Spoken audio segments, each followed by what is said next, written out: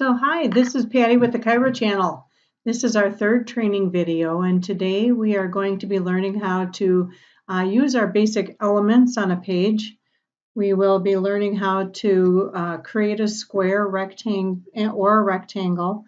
We're going to make a line, use text, import images, and talk a little bit about the MP4 video. So from our last training video, you can see we have an untitled page here on the left-hand side, and that is our blank canvas. I'm going to click on that and go to Edit, and I'll just pull down my screen a little bit. And you'll notice on the left-hand side, it says Basic Elements. This is where you're going to be doing your drawing. What I would like to do is actually import a picture first. So I'm going to click on this little camera, and it's going to open up the image catalog.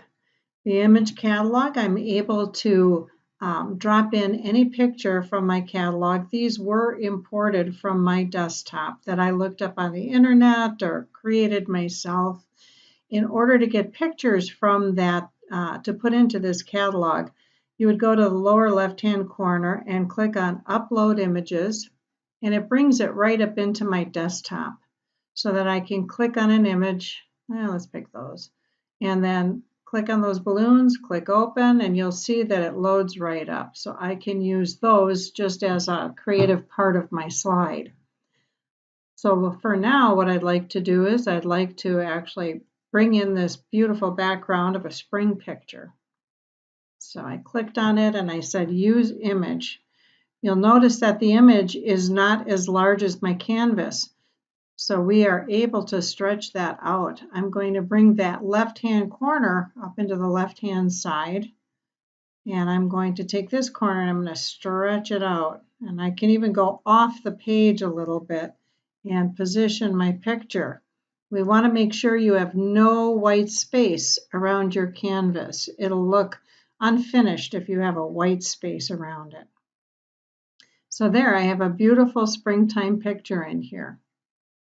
So what can I do with the springtime picture? Well, quite often I like to advertise products that we might have for sale, and this is just a nice backdrop. So what I'd like to do is take this image here, and you'll notice that it opened up a Properties button on the left-hand side. And I'm going to make this image background a little bit transparent so it lightens it up a little bit. Now I'm at about 53%. I might go darker or lighter depending upon my product and the text I want to put in here. There's no border. I don't want to do any border or any color. I just want this as a backdrop. So we're set. So now I'm going to go back up into my basic elements, and I have a product I want to put in the slide. So I'm going to click on the image again. It brings up my image catalog. You click on it so it has blue square around it, and then use that selected image. And notice it pulls in my Formula 303. And I can just put that off to the left a little bit. So now I want to talk a little bit about this item. I'm going to go back into my basic elements, and we're going to click let's click on the text, and we can move that text wherever we wish. Once you highlight that text, you'll notice on the left-hand side again, Text Properties opens up.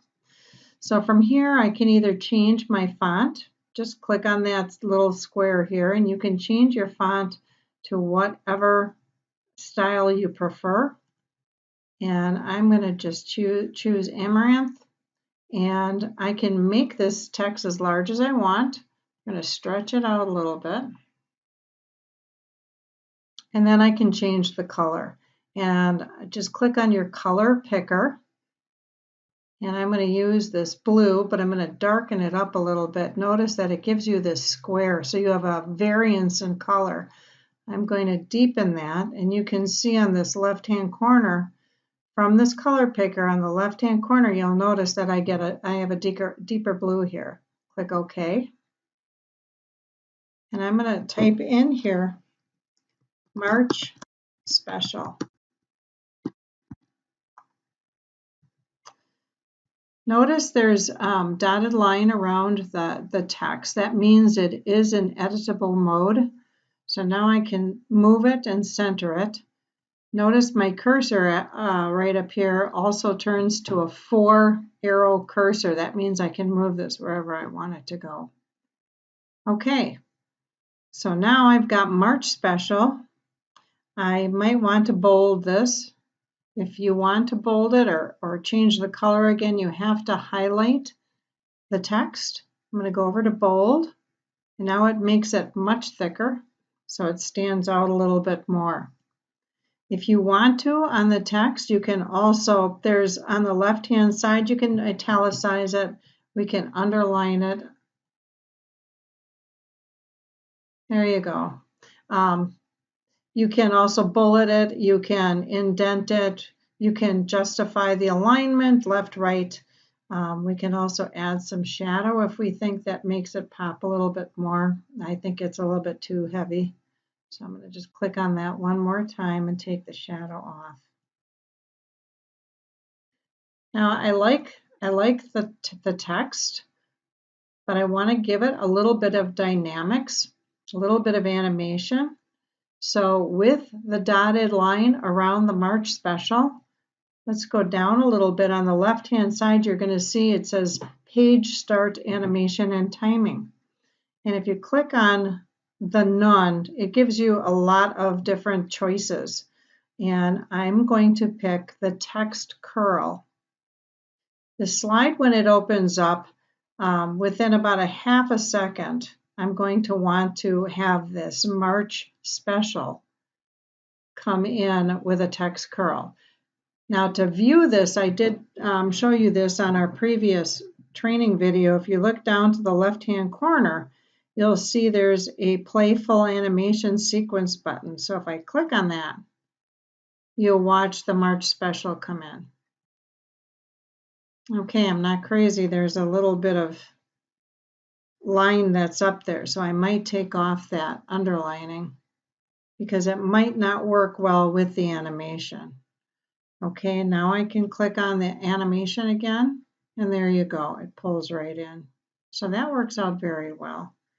You can position your formula wherever you like. If you can't really see the March Special, you want it to pop a little bit more. Let's go back up to the basic elements, and you can click on a box. The nice thing is that you can take this box right over the text. And if you look on the lower left-hand side, it also shows you that you can move from front to back or back to front. You see these blue boxes on the left-hand side. So right now, the box is covering where I want to go. So I'm going to click on this left-hand corner box, and it's going to pop behind my text.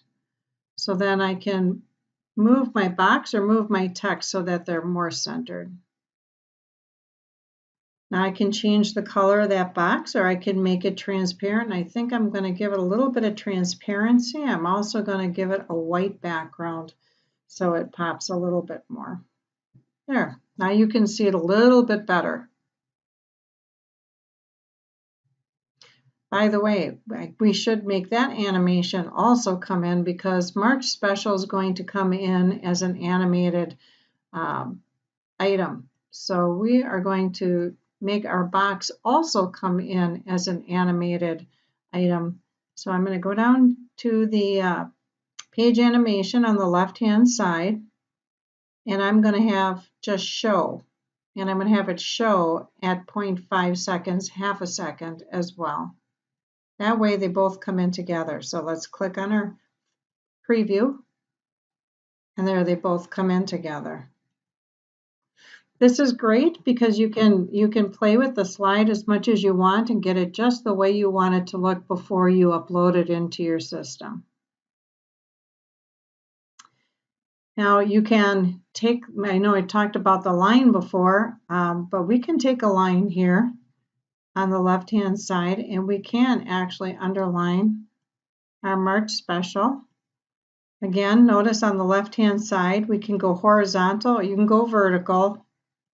We're going to go obviously horizontal.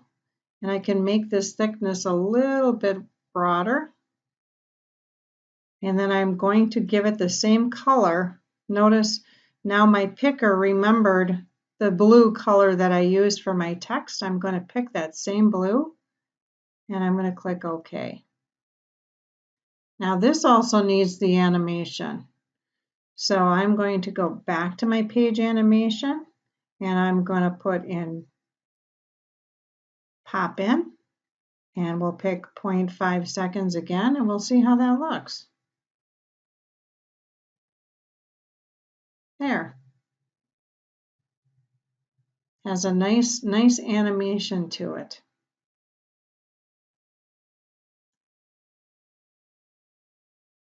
So now we've actually covered all of these elements up on top, except for you can make a square into a circle.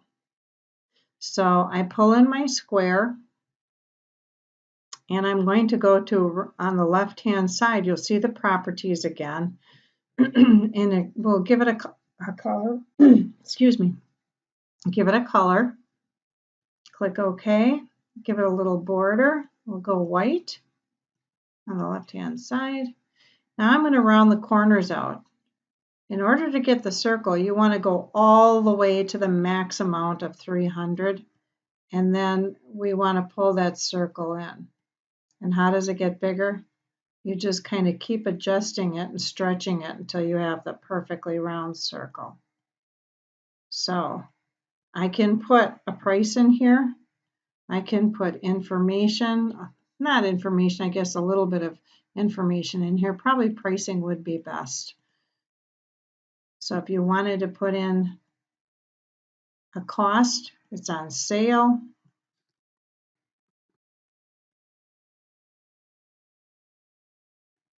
With those text boxes, you want to make sure that they encompass the text perfectly so that it has the right animation, because that if it's not around your text all the way, it might not animate the way you want it to. And I have on sales, which we don't want. We want on sale. And we'll just put down a price down here, $25.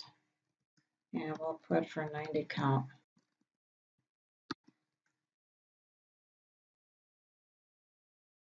And position that too. So we can make this ball on the left hand, on this left hand side on the page animation, we can make that actually bounce in. So if you look on the far left hand side, it says bounce in from left, bounce in from right, or bounce in from the bottom. Let's make it bounce in from the left. We want to go longer than half of a second here.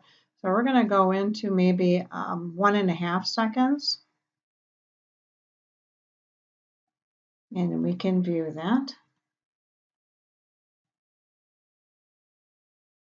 Well, now you see the words are there. So we also have to make the words fade in or show.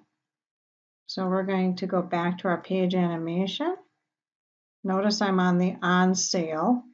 And I'm going to put fade in. And we're going to put that in at 2 seconds. Same thing with our 25. We're going to have fade in. And we'll put that in at 2 seconds. Go back up and take a look. There you go. So you can see your full page animation. So those are really your basic elements, your text, your square, your circle, your line, and also dropping in an image. So that ends this tutorial for our basic elements. Please stay tuned for our next video. We're going to be showing you how to develop a template for your display.